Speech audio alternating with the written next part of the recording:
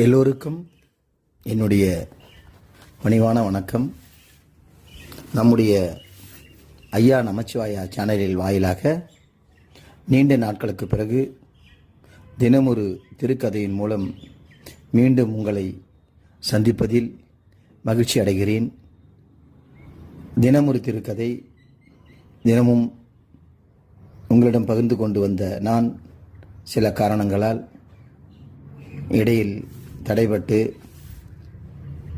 பகிர்ந்து கொள்ள முடியாத சூழ்நிலை ஏற்பட்டு இன்று மீண்டும் தினமொரு திருக்கதையை இனி வரும் காலங்களில் தொடர்ச்சியாக உங்களிடம் பகிர்ந்து கொள்ள ஆசைப்பட்டு விருப்பப்பட்டு இந்த தினமொரு திருக்கதை தர்மத்தின் சிந்தனையையும் ஆன்மீக சிந்தனையையும் நல் ஒழுக்கத்தின் சிந்தனையும் வளர்க்கக்கூடியதாக இருக்கும் என்பதை கனிவோடு தெரிவித்துக் கொண்டு இன்று தர்மம் செஞ்சால் நமக்கு என்ன கிடைக்கும், தர்மம் ஏன் செய்யணும்,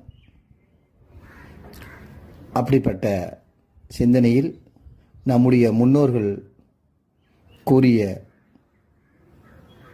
கதையிலிருந்து ஒரு சிறு பகுதி உங்களுக்காக சொல்வதில் பெருமைப்படுகிறேன். ஒரு காலத்தில் தர்மேந்திரா என்ற ஒரு மன்னன் அறத்தோடு நல்லாட்சி செய்து வந்தார். மக்கள் மனம் குளிர தான தர்மங்கள் செய்து ஏழை எளியவர்களுக்கு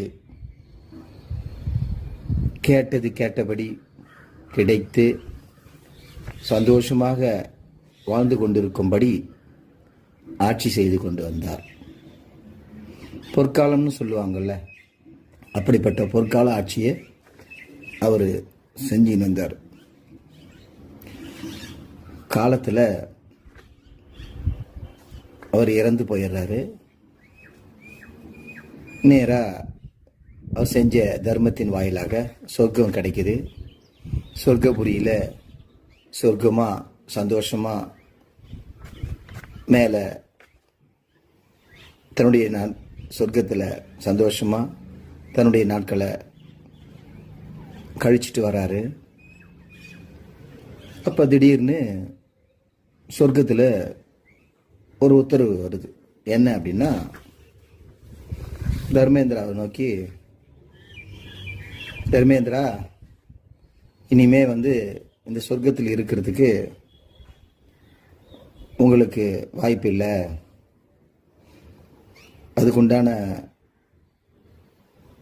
தர்மம் உங்ககிட்ட இல்லை, நீங்கள் வெளியேறலாம் அப்படின்னு ஒரு உத்தரவு வருது. அப்போ உடனே தர்மேந்திரன் கேட்குறாரு, இந்த சொர்க்கத்தில் இனி இருக்க லாய்க்கற்றவனா நான் அப்படின்னு கேட்குறாரு. ஆமாம். ஏன்னா நீ ஆட்சி செய்த காலத்திலிருந்து பல நூறாண்டுகள் இங்கே நீ இருந்துட்ட. உன்னை நினைவு கூற கூட அங்கே யாரும் இல்லை. நீ செய்த தர்மத்தின் வினையாக உன்னை நினைவு கூறுற அளவுக்கு யாராவது ஒருத்தராவது இருந்தாங்கன்னா சொல்லு, மீண்டும் உனக்கு சொர்க்கம் கிடைக்கும் அப்படின்னு சொல்லி அவரை வெளியேற்றுறாங்க. உடனே தர்மேந்திரா என்ன செய்கிறாரு, இல்லை நான் போகிறேன், பூலோகம் போயிட்டு என்னை நினைத்து கூட பார்க்கக்கூடிய அளவிற்கு ஒருவர் கூட இல்லையா என்பதை தெரிந்து கொண்டு மீண்டும் நான் வருவேன் அப்படின்னு சொல்லிட்டு அவருடைய ஆன்மா பூமிக்கு வருது. பூமிக்கு பார்த்தார்னா எல்லாமே மாறி இருக்கு.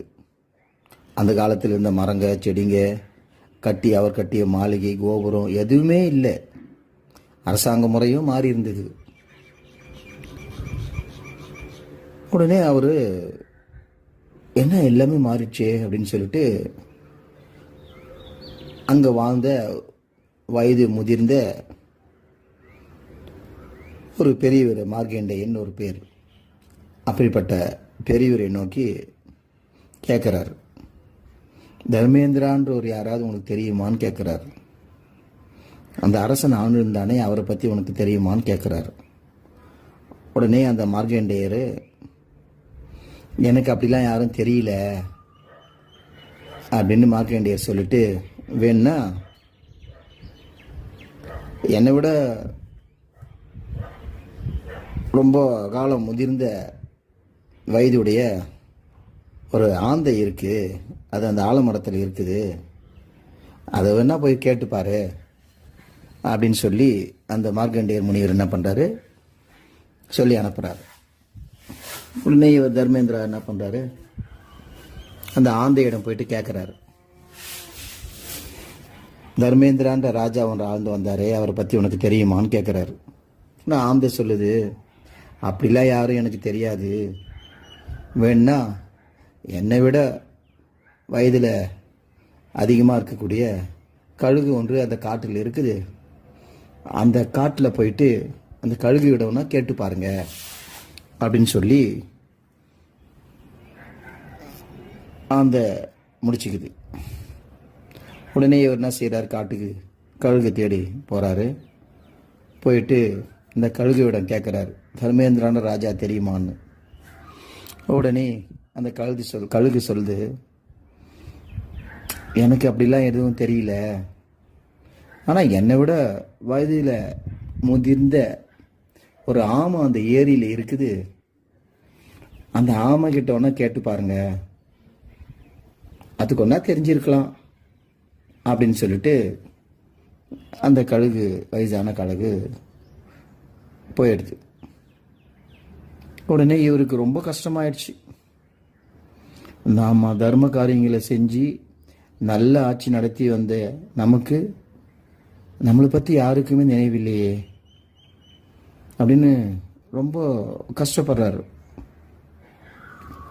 நம்ம செஞ்ச அறம்லாம் மறைஞ்சு போயிடுச்சா அப்படின்னு ரொம்ப வேதனைப்படுறாரு. இப்படி கூட மக்கள் மறந்து போயிடுவாங்க அப்படின்னு நினச்சிக்கிட்டு, ஒரு ஜீவராசி கூடவா என்ன நினைவு இருக்காது அப்படின்னு மனசில் கஷ்டத்தோட அந்த ஏரிக்கிட்ட போயிட்டு பார்த்தா அங்கே வயதில் முதிர்ந்த ஒரு ஆமை தள்ளாடி தள்ளாடி அந்த ஏரியில் போயிட்டுருக்கு. கிட்ட போயிட்டு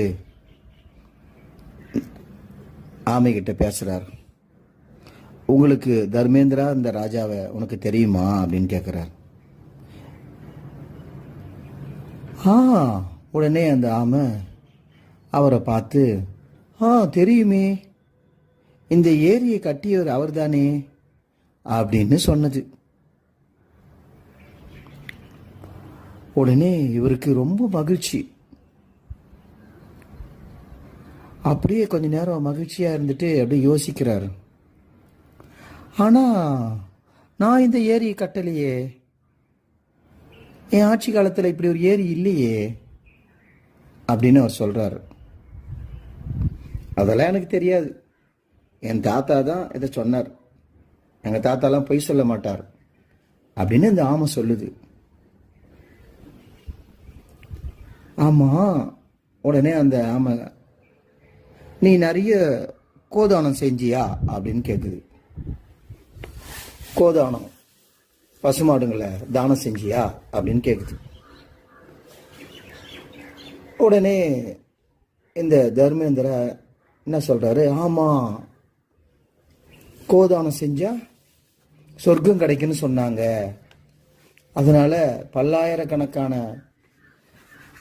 மாடுகளை கோக்களை தானமாக செஞ்சேன், ஆமாம் செஞ்சேன் அப்படின்னு சொல்கிறாரு.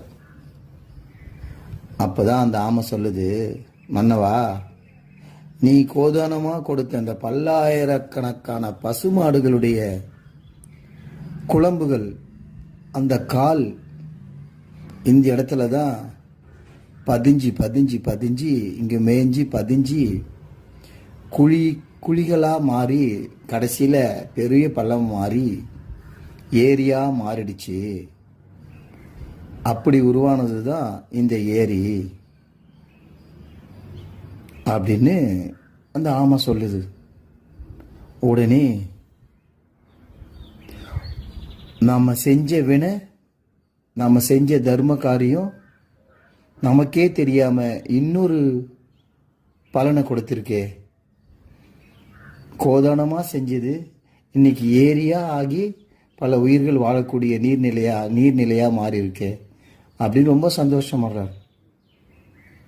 பரவாயில்ல, தர்மத்தினுடைய மிச்சம் இதுதான் இந்த ஏரி அப்படின்னு ரொம்ப சந்தோஷப்பட்டு, நீயாவது என்ன நினைவு கூர்ந்தியே, உனக்கு ரொம்ப நன்றி அப்படின்னு இந்த ஆமைக்கு நன்றி சொல்கிறார். நன்றி சொல்லிட்டு நேராக சொர்க்கத்துக்கு போகிறாரு. சொர்க்க வாயில் கதவு திறந்து விடுறாங்க. உள்ளே போய் மீண்டும் சந்தோஷமாக சொர்க்கத்தில் இருக்காரு. ஏன் இந்த கதையை சொல்கிறேன்னா, ஒருவர் தன்னுடைய வாழ்நாளில் செய்த தர்ம காரியங்கள் அடுத்த ஜென்மம்னு தொடர்ச்சியாக ஜென்மங்களாக தொடர்ச்சியாக வரும். அது உங்களை தொடர்ந்து வரும். உங்கள் ஆத்மாவுக்கு சந்தோஷத்தை கொடுக்கும். தர்ம காரியங்களை செய்வோம், தர்மத்தை செய்வோம், சந்தோஷமாக வாழ்வோம் என்பதே இந்த கதையினுடைய கருத்து. ரொம்ப சந்தோஷம். இதுவரை இந்த கதையை கேட்டமைக்கு உங்கள் அனைவருக்கும் என்னுடைய பணிவான நன்றி. தர்மம் செய்வோம், இறைவனை நோக்கி செல்வோம். திருச்சிற்றம்பலம். சிவாய நம. சிவாய நம. திருச்சிற்றம்பலம்.